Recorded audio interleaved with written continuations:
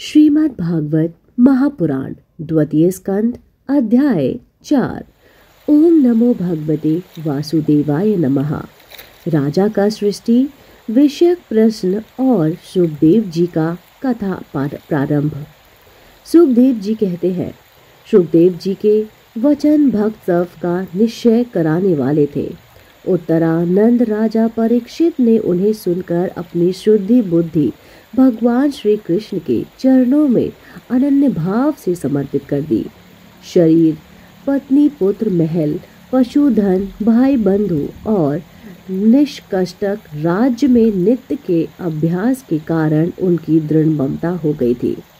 एक क्षण में ही उन्होंने उस ममता का त्याग कर दिया। शौनकादि ऋषियों महामनस्वी परीक्षित ने अपनी मृत्यु का निश्चय समय जान लिया था, इसलिए उन्होंने धर्म, अर्थ और काम से संबंध रखने वाले जितने भी कर्म थे उनका संन्यास कर दिया। इसके बाद भगवान श्री कृष्ण में सुदृढ़ आत्मभाव को प्राप्त होकर बड़ी ही श्रद्धा से भगवान श्री कृष्ण की महिमा सुनने के लिए उन्होंने श्री सुखदेव जी से यही प्रश्न किया जिसे आप लोग मुझसे पूछ रहे हैं।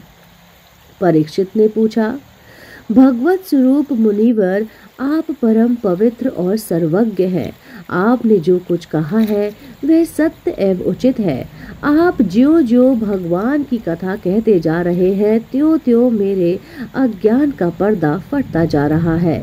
मैं आपसे फिर भी यह जानना चाहता हूँ कि भगवान अपनी माया से इस संसार की सृष्टि कैसे करते हैं।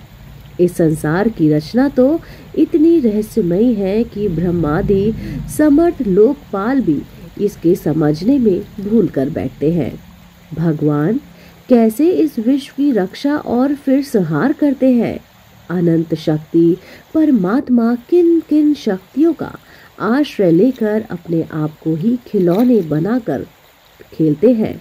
वे बच्चों के बनाए हुए घरौंदों की तरह ब्रह्मांडों को कैसे बनाते हैं और फिर किस प्रकार बात की बात में मिटा देते हैं। भगवान श्री हरि की लीलाएं बड़ी ही अद्भुत और अचित्य है। इनमें संदेह नहीं कि बड़े बड़े विद्वानों के लिए भी उनकी लीला का रहस्य समझना अत्यधिक कठिन प्रतीत होता है। भगवान तो अकेले ही हैं। वे बहुत से कर्म करने के लिए पुरुष रूप में प्रकृति के भिन्न गुणों को एक साथ ही धारण करते हैं अथवा अनेकों अवतार ग्रहण करके उन्हें क्रमश धारण करते हैं। मुनिवर, आप वेद और ब्रह्म तत्व दोनों के पूर्ण मर्मज्ञ हैं, इसलिए मेरे इस संदेह का निवारण कीजिए। सूत जी कहते हैं, जब राजा परीक्षित ने भगवान के गुणों का वर्णन करने के लिए उनसे इस प्रकार प्रार्थना की, तब सुखदेव जी ने भगवान श्री कृष्ण का बारंबार स्मरण करके अपना प्रवचन प्रारंभ किया।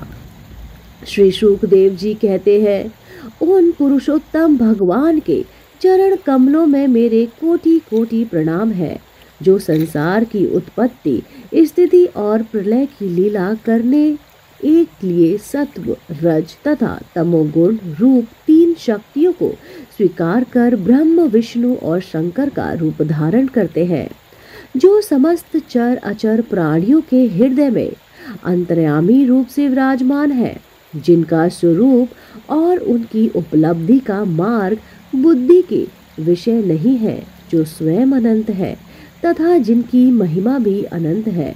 हम पुनः बार बार उनके चरणों में नमस्कार करते हैं, जो सत्य पुरुषों का दुख मिटाकर उन्हें अपने प्रेम का दान करते हैं, दुष्टों की सांसारिक बढ़ती रोक कर उन्हें मुक्ति देते हैं तथा जो लोग परमहंस आश्रम में स्थित है उन्हें उनकी भी अभिष्ट वस्तु का दान करते हैं, क्योंकि चर अचर समस्त प्राणी उन्हीं की मूर्ति है, इसलिए किसी से भी उनका पक्षपात नहीं है।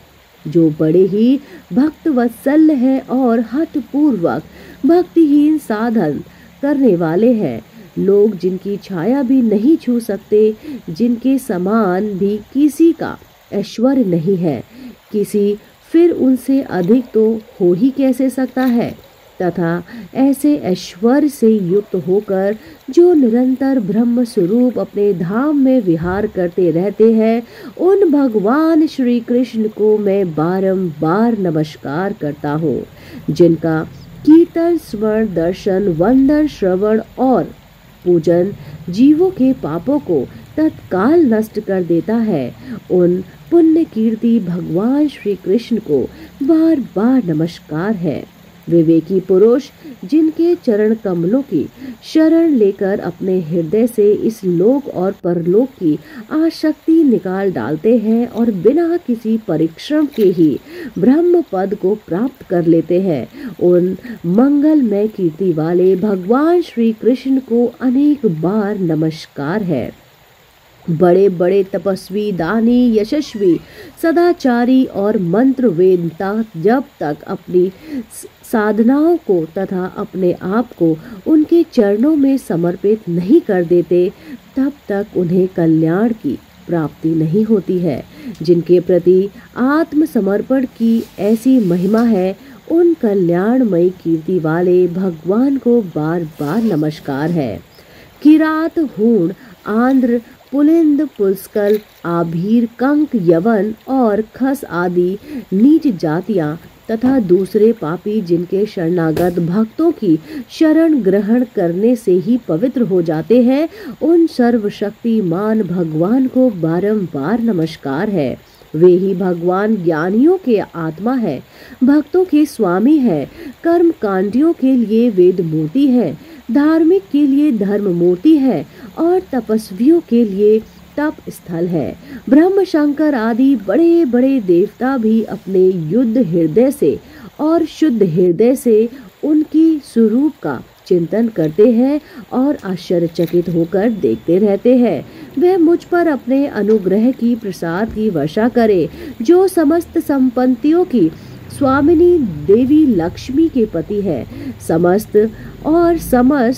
यज्ञों के भक्तों तथा फलदाता है, प्रजा के रक्षक है, सबके अंतर्यामी और समस्त लोगों के पालन करता है तथा पृथ्वी देवी के स्वामी है, जिन्होंने यदुवंश के में प्रकट होकर अंधक, विष्णु और यदुवंश के लोगों की रक्षा की है तथा जो उन लोगों के एकमात्र आश्रय रहे हैं, वह भक्त वत्सल संत जनों के सर्वस्त्र श्री कृष्ण मुझ पर प्रसन्न हो।